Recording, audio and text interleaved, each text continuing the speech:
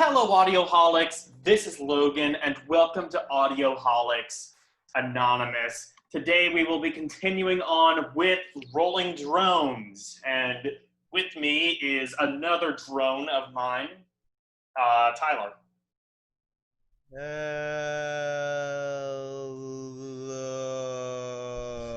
And speaking of drones, let's take our first and hopefully only step into drone doom with Sun O, right parenthesis, right parenthesis, right parenthesis.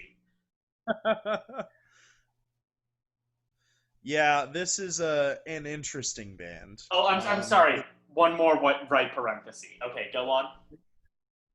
The album's called Monoliths and what Dimensions, I think. Yes, dimensions. You'll have to excuse me, I have a bit of sinus problem today.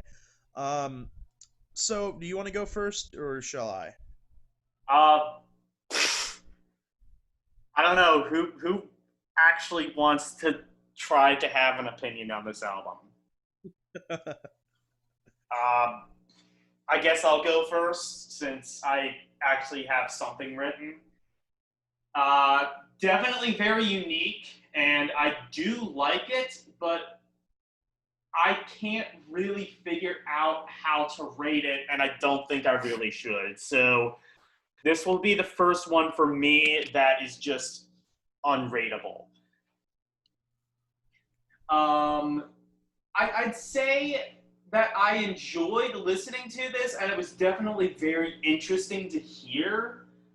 But compared to some other avant-garde albums, some kind of like weird, like questionably music albums, I think this is one of them that there is less of a chance of me listening to again. So, like, I've listened to bands like Naked City, which is Who's on absolutely this? insane and is on this list.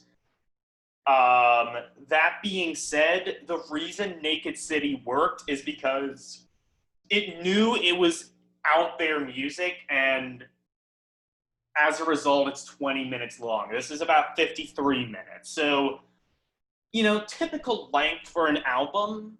I mean, like, you know, I would listen to City of Evil for 53 minutes, but I would not listen to Sun O for 53 minutes. So basically, for those who have never listened to this album, I highly recommend listening to this album at least, just so you can say you did it. But this is basically, well, like I said, drone doom. So basically, it's like, I think the way I described it was typo negative on Sudafed. Basically, it's really slow. Actually, interesting thing, I was listening to this on YouTube and I turned it to 2x speed and it was still slow as fuck. So, yeah. In fact, I think somebody said, what is this? Somebody in the comments basically said this is what happens if you listen to death metal on a 16 RPM record. And I'm inclined to agree with that. That being said, there is a surprising amount of variety. For example, the two essential tracks, Big Church and Alice, for me. Big Church has like this church bell thing. It all sounds very regal. Apparently, this entire album was recorded in a coffin, or at least the vocals were.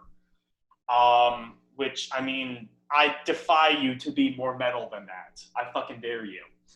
And then also, Alice kind of has like this weird, warped, jazzy thing, which is definitely very unique to hear.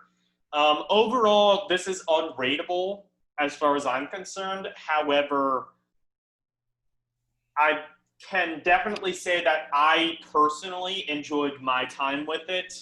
I just can't figure out how much I enjoyed it. So, on to you, Tyler. All right, well, I also just don't really know how to rate this album, so you can go ahead and put it there too. But I do have a little bit more of a solid opinion. I didn't like it. I listened to this album. You can't even say I didn't listen to this album right. I cracked open my best headphones and I put them on and I sat in a room in the middle of the night in pitch black darkness and closed my eyes and I just let myself, fall into the groove of this record and really just like absorb the music. But I don't like it. It's one of those records that I feel like is really brilliant. It has great atmosphere, but there are aspects to it I really just personally don't like. A big part of it is the vocals. I really do not enjoy the vocal style on this album. I do kind of like the jazz, like the demented jazz thing they have going on in what was it, like two songs in the Alice. album. Alice, Yeah. yeah, that was cool. But overall, like the way the instrumentation works and is By the way, there composed, are only 4 songs on this record, I should point out. yeah, yeah, it's just not all that memorable to me. So it's not even that it's like a slow, drony album that makes me dislike it. I've listened to an album pretty similar to this, but one that I actually do like, and it is also on this list. We'll talk about it more in depth. It's called Dope Smoker by Sleep. Sleep is a very slow stoner doom band, and that album in particular is one where the best way to listen to it, well, there's two best ways. First one, get high, but the second one, is just what I said. Put on some headphones, close your eyes, and absorb the music. But in that case, I actually enjoyed my time with it. And it's longer than this album was. So that's a testament to how good it was, right? Yeah. I did not enjoy it personally. So if I were to rate it, it would probably be in the E or F. The reason why it's in the question mark section is because, I mean, it's just such weird music that any criticism I've brought up so far is so personal that, like, anybody who knows more about the genre could probably just come along and whack me upside the head. It'd be Exactly. like, Same here. Like, I enjoyed it. I don't know. Maybe if I were to rate it personally, I don't know. Maybe like a low C. Like, I but would no, put this above Fallen by Evanescence, but it'd be like somebody coming up after listening to rap and saying like, "I didn't like the guitar." Like, okay, exactly. it's not about the guitar. It's about the lyrics and the rhythm Yeah. and like delivery and I don't know. And I kind of feel like that's where I'm coming from on this Yeah, album. That I just exactly. know what I'm This talking is about. just way beyond our pay grade. Pretty much, avant-garde music isn't something I stray into often. Not just because like it's something I don't really like much, but also just because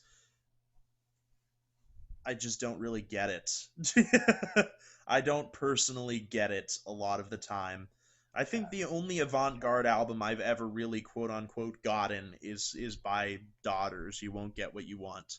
And even that is more like a noise rock album than a true avant-garde album. Yeah. So, I don't know. There is some avant-garde that I can just say that I like, but I can't say how or why. And this is one of those albums. I have no idea why I like this. I just kind of do. yeah. I don't know, there's definitely a market for it.